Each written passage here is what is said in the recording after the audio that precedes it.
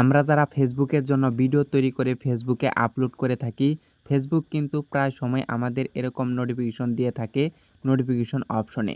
দেখতে পাচ্ছেন আমাকে কিন্তু একটি নোটিফিকেশন দিয়েছে ফেসবুক। এখানে কি লেখা রয়েছে এবং কি এই নোটিফিকেশনগুলো কি কারণে আসে সেটাই কিন্তু আজকের এই ভিডিওতে আলোচনা করব। তো ভিডিওটি প্রথম থেকে শেষ পর্যন্ত দেখুন, তাহলে কিন্তু আপনি পুরো বিষয়টি বুঝতে পারবেন। তো এখানে কি লেখা রয়েছে? এখানে লেখা রয়েছে nice job, your reels reach 200 play.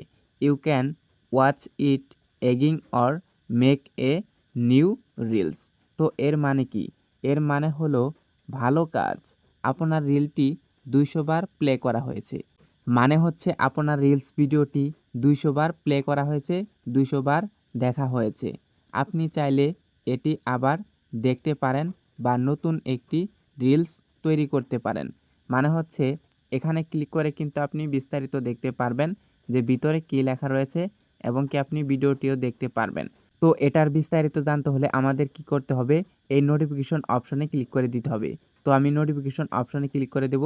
তো আমি নোটিফিকেশন অপশনে ক্লিক করে দিলাম। তো ক্লিক করে দেওয়ার পর দেখতে পারছেন ভিতরে কিন্তু বিস্তারিত দেওয়া হয়েছে। তো এখানে দেখতে পারছেন আমি যে ভিডিওটি আপলোড করেছিলাম সেই ভিডিওটি কিন্তু দেখাচ্ছে এবং কি নিচের দিকে লেখা রয়েছে your reel reach 200 play, good work, make another to get more play.